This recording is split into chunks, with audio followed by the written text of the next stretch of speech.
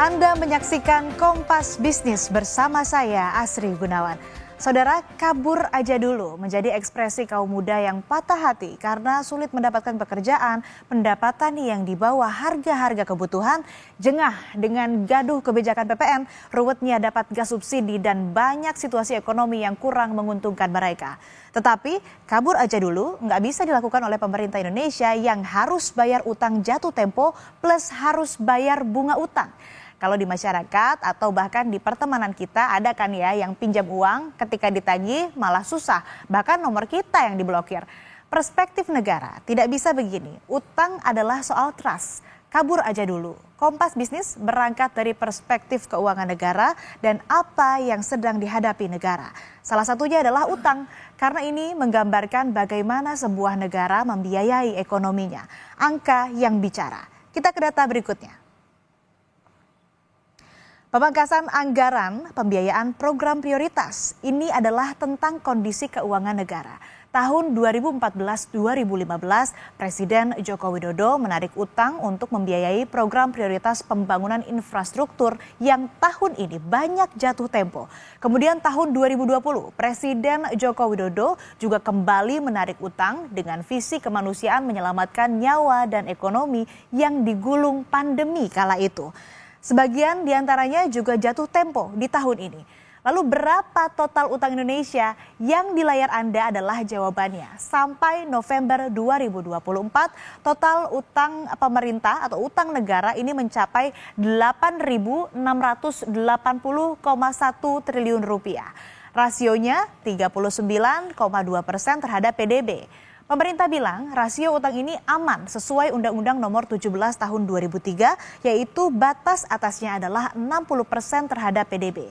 Tapi yang menarik adalah jumlah utang ini di atas penerimaan negara hampir 3 kali lipat. Tapi balik lagi, selama ini utang dirasiokan terhadap PDB. Faktanya, penghitungan terhadap PDB memang menjadi konsensus dunia, ini sebuah praktik lazim. Oke, ini bicara total utang yang jatuh temponya tidak sekaligus. Tetapi bagaimana dengan tahun 2025 ini? Kita ke data berikutnya. Tahun ini saudara, pemerintah memiliki utang jatuh tempo lebih dari 800 triliun rupiah. Disclaimer dulu, nilai ini belum termasuk beban bunga yang harus dibayar. Total utang pokok jatuh tempo adalah 800,3 triliun. Nilai ini terdiri dari surat berharga negara 705,5 triliun rupiah, kemudian pinjaman 94,8 triliun rupiah, dan ada sekitar 10% utang pemerintah yang jatuh tempo tahun ini. Lalu bagaimana dengan bunga utang? Kita ke data selanjutnya. Dalam Nota Keuangan 2025, pendapatan negara ditargetkan sekitar 2.996,9 triliun rupiah. Pendapatan negara ini kalau dalam rumah tangga bisa kita analogikan sebagai cash flow, duit yang dihasilkan dalam setahun. Apa yang Anda lakukan kalau misalnya gaji Anda 10 juta tapi utangnya 30 juta? Kudu pinter-pinter ngatur kan? Biasanya rumah tangga kalau mau ambil utang, apa yang dihitung coba? Jawabannya pasti gaji. Nah, ada nggak sih yang pernah menghitung aset? Rasanya jarang ya. Apakah utang negara ini bisa kita analogikan dengan cash flow rumah tangga? Nanti kita akan bertanya langsung ke ekonom. Yang pasti bunga utang yang harus dibayar pemerintah tahun ini adalah 552,9 triliun rupiah. Jepang adalah salah satu negara yang selalu dibandingkan. Jepang saja rasio utangnya lebih dari 200% aman. Kenapa Indonesia yang rasio utangnya masih di bawah 40% lebih berisik? Faktanya bunga utang Jepang adalah 1%. Sedangkan bunga utang Indonesia adalah sekitar 7%. Utang sebenarnya menjadi instrumen lazim bagi pemerintah untuk membiayai negara. Dan saudara, utang tadi adalah yang diterbitkan oleh pemerintah sebelum Presiden Prabowo Subianto. Kedepan, kalau negara harus membiayai subsidi, harus punya uang untuk perlindungan sosial seperti korban PHK. Harus membiayai janji kampanye yaitu makan bergizi gratis. Pertanyaan selanjutnya, apakah Indonesia punya uang? Presiden Prabowo Subianto punya jawabannya. Biasa, ada yang nyinyir, ya kan? Mana bisa kasih makan?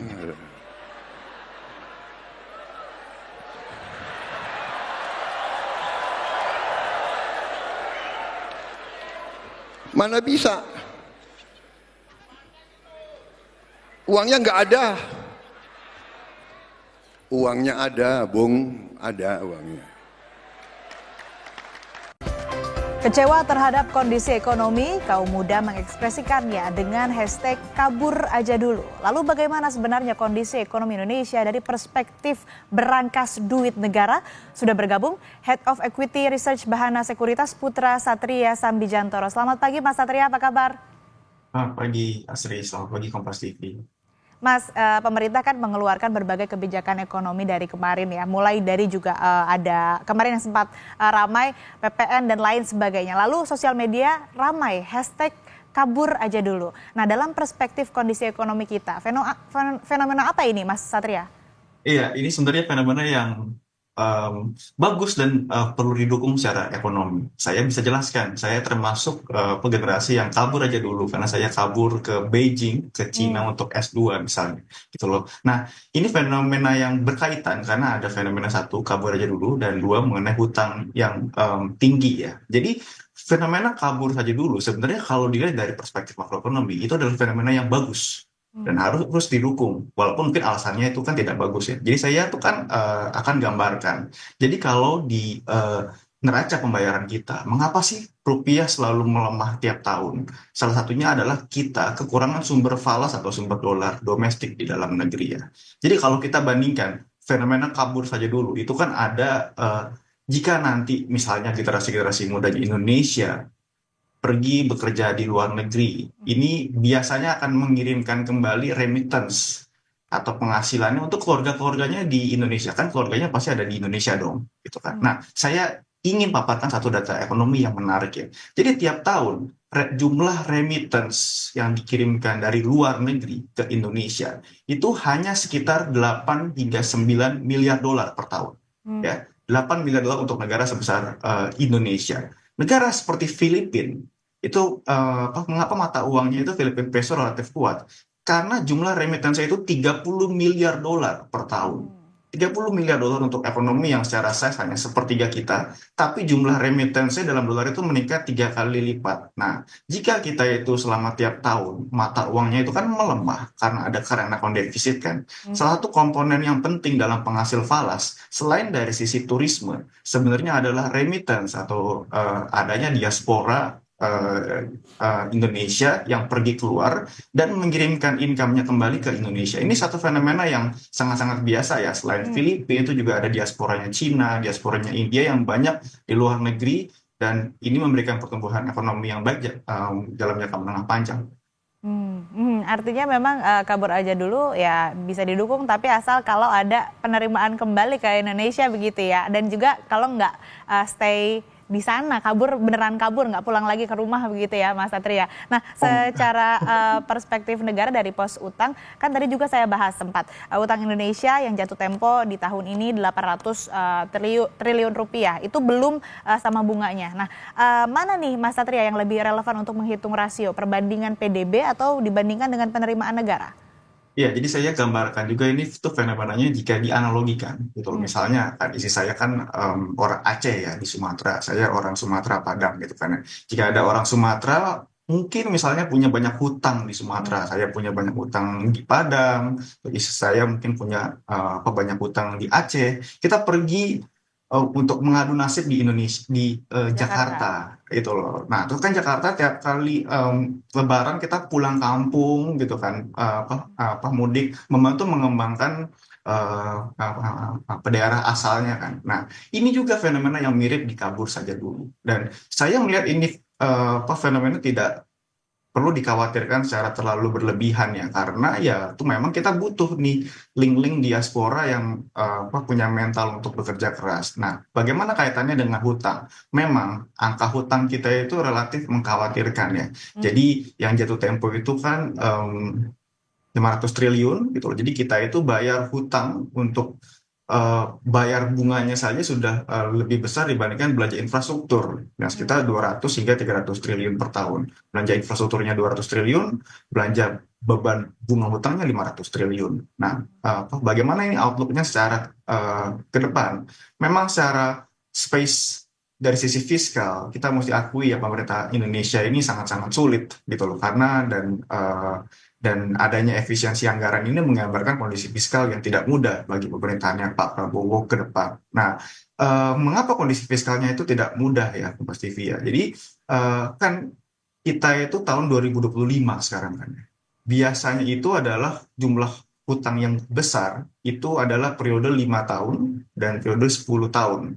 Nah, apa dan itu kenapa biasanya kalau surat obligasi yang paling lazim diisi oleh Kementerian Keuangan itu adalah di tenornya 5 tahun dan di tenornya 10 tahun. Kita tahu 5 tahun lalu itu di tahun 2020 kita mengalami COVID pandemi. Jadi kita banyak berhutang di sisi itu. Dan 10 tahun lalu, 2015, itu adalah masa-masa di mana periode Pak Jokowi sedang melakukan infrastruktur agresif belanja yang sangat-sangat masif ya. Jadi ini yang membebani pemerintahan 10 tahun berikutnya yaitu di zamannya Pak Prabowo sekarang di 2025. Oke, jadi kita membahas nih soal profil utang Indonesia lagi saat ini tuh sebetulnya seperti apa? Bagaimana Mas Satria dan berapa rasio utang yang aman? Ya, tadi sudah disebutkan oleh Kompas TV di awal, ya oleh Asri di awal. Kita memang beban hutangnya itu. Pemerintah suka mengutip bahwa hutang per PDB, gitu kan. Hutang per PDB-nya kita masih aman, 40%. Dibandingkan misalnya Jepang itu 200% 100%. dari PDB-nya. Nah, tapi Tapi bunganya beda. tapi kalau rating agency itu, ya dua hal ya. Yang pertama itu bunga, yang kedua ini adalah secara cash flow. Jadi kalau secara bunga memang kita tuh cost of fund-nya biaya berhutangnya tuh tinggi gitu loh. Misalnya kalau teman-teman Kompas TV itu berhutang KPR, gitu loh. KPR kan 12% kan, gitu loh. Suku bunga benchmark kan 7% misalnya. Tahu nggak kalau misalnya kita KPR di Jepang itu bunganya hanya 1%.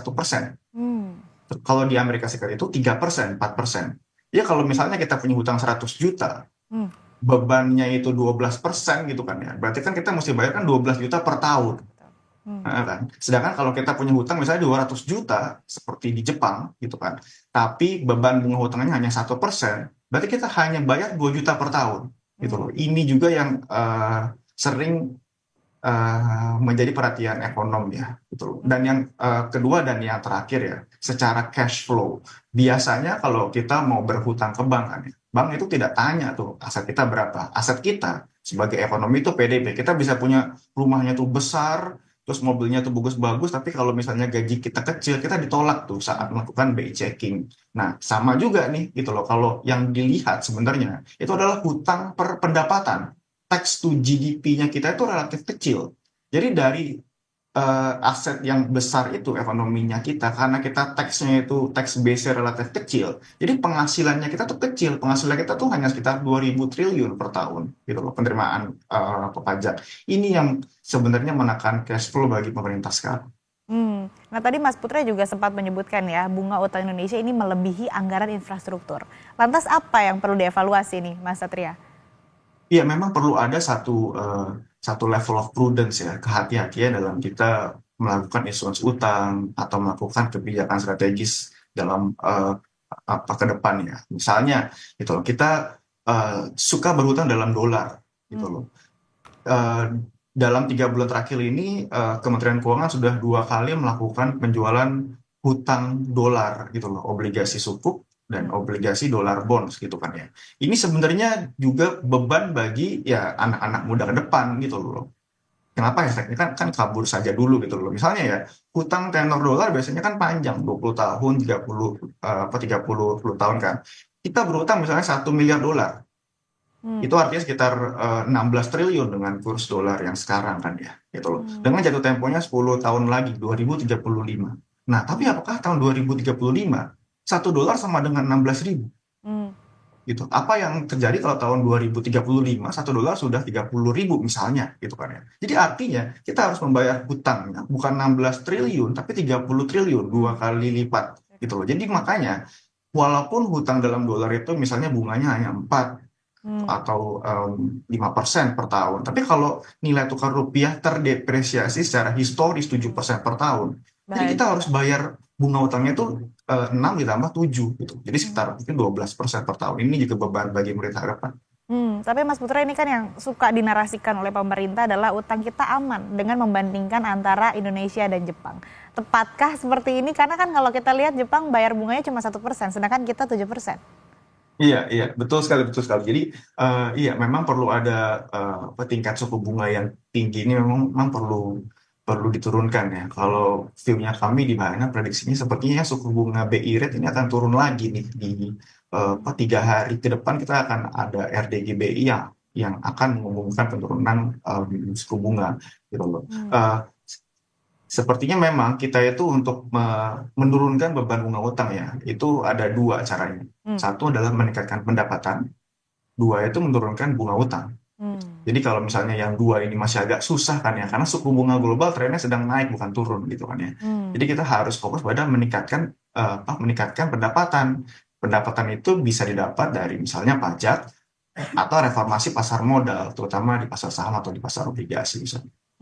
Meningkatkan pendapatan negara jadi kunci untuk menjawab ini ya, Mas Satria. Lalu terakhir Mas Satria, benarkah fiskal pemerintah Presiden Prabowo Subianto ini terbatas sehingga dampaknya adalah yang dirisalah oleh kaum muda nih yang sampai ingin kabur aja dulu begitu? Betul, betul. Saya itu mengerti ya terhadap perspektif generasi muda sekarang. Saya juga sendiri juga tadi gitu loh. Saya bagian dari kabur aja dulu gitu loh. Atau bahkan Pak Prabowo itu bagian dari kabur saja dulu Hmm. saat beliau ke Yordania kan gitu kan waktu itu. Tapi ini ada sisi positif yang sebenarnya bisa dilihat. Kalau kita itu belajar atau bekerja di luar negeri, kita bisa melihat perspektif yang tidak kita lihat di Indonesia yang relatif bersifat secara homogen gitu loh. Jadi saat Pak Prabowo ke Yordania melihat perspektif yang lain, saat saya pergi ke Cina juga seperti itu, saat Pak SBY itu pergi ke Amerika Serikat kan, saat beliau di yang TNI, pasti perspektifnya kan berbeda. Jadi ini ada dampak positif, tidak melulu harus dilihat secara negatifnya ya. Satu, kita bisa belajar hal yang menjadi best practice di luar negeri gitu loh. Di luar negeri tuh bekerjanya seperti ini loh, yang bagus-bagusnya pun banyak gitu loh. Dan nanti gitu loh, ini ada dampak jangka pendeknya ya. Kita kan saat kita bekerja di luar negeri, kita mengirimkan devisa ke Indonesia. Ini bagus buat nilai tukar rupiah, bagus untuk neraca pembayaran kita. Dan dalam jangka menengah panjang, jika setelah saya itu kan pindah dari Beijing ke Jakarta, gitu loh, ada transfer of like knowledge. Pak Prabowo juga seperti itu dan juga ada banyak diaspora lain dari luar negeri yang memberikan kontribusi positif mudah-mudahan dalam 10, 15 hingga 20 tahun ke depan. Artinya memang hashtag kabur aja dulu fenomena ini yang dibuat oleh kaum muda yang mengungkapkan kerisauan, perasaan atau patah hatinya karena kondisi ketidakpastian ekonomi, kemudian juga sulitnya dapat lapangan pekerjaan, kemudian gaduhnya kebijakan-kebijakan yang dikeluarkan oleh pemerintah. Meskipun ini bentuk kekecewaan, tapi kalau kita lihat dari sisi lainnya, dari sisi positif juga masih ada begitu ya, sisi positifnya yang bisa diambil dan juga ini bisa berdampak baik untuk negara. Tapi yang tadi disebutkan memang yang kita bahas juga bersama, hashtag kabur aja dulu atau fenomena ini, curahan hati masyarakat kaum muda begitu ya, ini tidak terlepas karena kondisi ekonomi kita, utamanya di tahun ini yang banyak jatuh tempo utang kita, yang bahkan harus bayar bunganya ini sampai lebih dari 500 triliun. Yang diharapkan tentu saja bisa ada pendapatan negara yang bisa kemudian bisa mengcover atau membayar utang yang jatuh tempo di tahun ini. Dan kembali hashtag kabur aja dulu juga harusnya dan bisa diambil positifnya begitu ya untuk bisa membantu memulihkan perekonomian kita. Terima kasih Mas Putra Satria Sambijantoro, Head of Equity Research and Chief Economist Bahana Sekuritas telah bergabung bersama kami di Kompas Bisnis. Saya selalu Mas Satria. Sama-sama Asri ya, sukses saja dulu.